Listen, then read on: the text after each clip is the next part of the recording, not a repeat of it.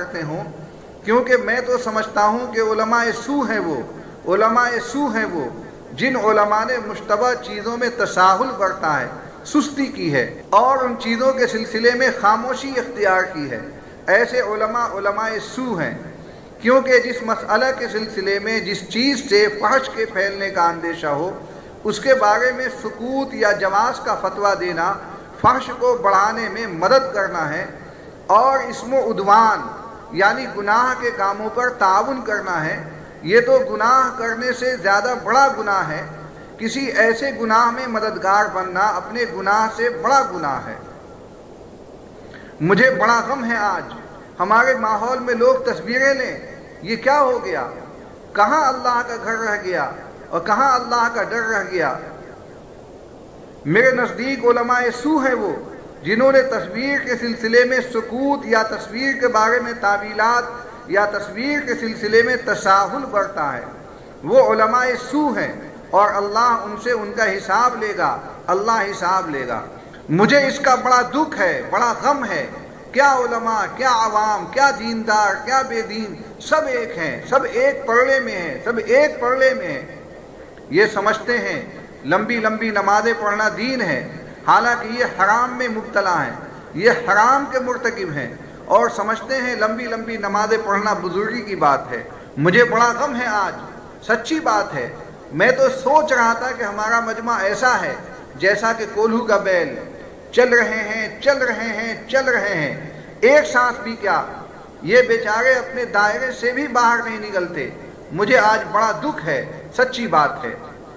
ہر ایک کی جیب میں موبائل، بیٹھ کے تصویریں لینا اور فلمیں بنانا، وہ تو شیطان ان کی گدی پر سوار ہے۔ یہ جتنے چاہیں بیان کریں، جتنی باتیں چاہیں کریں۔ ہر ایک کی جیب میں موبائل، بیٹھ کے تصویریں لینا اور فلمیں بنانا، وہ تو شیطان ان کی گدی پہ سوار ہے۔ یہ جتنے چاہیں بیان کریں، جتنی چاہیں عبادتیں کریں، شیطان ان کی گدی پہ سوار ہے، اور یہ خود شیطان ہے، یہ خود شیطان ہے۔ کوئی بھی ہو اور کوئی بھی اس کے جواز کا فتویٰ دیتا ہو، بالکل شیطانیت کی مدد کرنا ہے اور فحش کو پھیلانا ہے، چاہے وہ کوئی مفتی ہو۔ حرام کی بنیاد ٹیکنالوجی نہیں ہے، حرام کی بنیاد اللہ کا امر ہے، تحریم کی بنیاد اللہ کا دین ہے۔ ٹیکنالوجی حلت و حرمت کی بنیاد نہیں ہے۔ حدیث میں آتا ہے ایک زمانہ وہ آئے گا کہ حرام چیز کو لوگ کہیں گے کہ یہ حلال ہے، وہ حرام تھا، حالانکہ وہ حرام بجز شکل کے بدلی ہوئی شکل ہوگی۔ لوگ کہیں گے یہ حلال ہے، یہ حرام ہے، حالانکہ ان دونوں حرام میں کوئی فرق نہیں ہوگا۔ میرے نزدیک تو نماز بھی نہیں ہوتی اس آدمی کی جس کی جیب میں کیمرے کا موبائل ہو۔ جتنے چاہو فتوے لے لو علماء سے۔ میں تو یہ سوچ رہا تھا کہ ووٹ ڈالتے ہیں، ان کے انگوٹھوں پہ نشان لگتا ہے جو مٹتا نہیں ہے، اس کا وضو بھی ہوتا ہے کہ نہیں ہوتا۔ میں تو حیران ہوں، 2 دن سے پریشان ہوں اس مسئلے میں۔ امت اپنے اعمال کو ضائع کر رہی ہے، اپنے اعمال کو ضائع کر رہی ہے، ہر قدم پر اللہ سے دور ہوتی جا رہی ہے۔ سب کو دھوکہ ہے اس کا کہ ہم اچھا کام کر رہے ہیں، ہر عمل میں نورانیت ختم ہوئی ہے، ایک چکر سا لگا ہوا ہے، آنا جانا۔ میں تو حیران ہوں یہ کیا ہو رہا ہے۔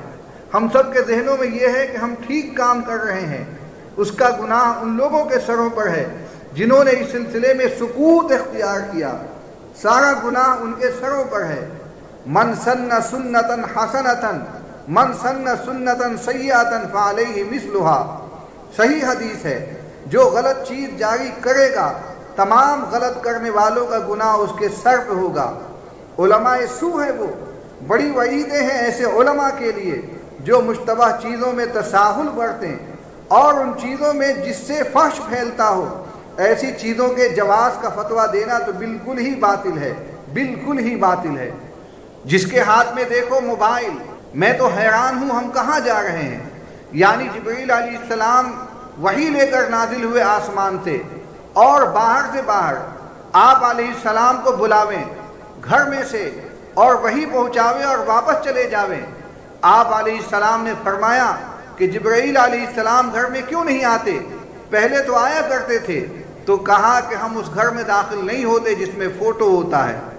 اللہ کے نبی کا گھر، اور آسمان سے یہ حکم دے کر بھیجا کہ جاؤ اس آیت کی وحی دے کر آؤ۔ اللہ کے نبی کا گھر اور آسمان سے یہ حکم دے کر بھیجا کہ جاؤ اس آیت کی وحی دے کر آؤ۔ جبرائیل کہاں بلاویں آپ کو؟ گھر سے باہر آئیے، وحی آئی ہے، اندر کیوں نہیں جاتے؟ کہ اندر کیوں نہیں آتے؟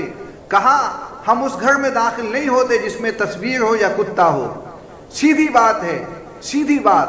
تم لاکھ تعویلات کرو، ان تعویلات نے ہی دین برباد کیا ہے، تعویلات نے ہی ہمارا دین برباد کیا ہے۔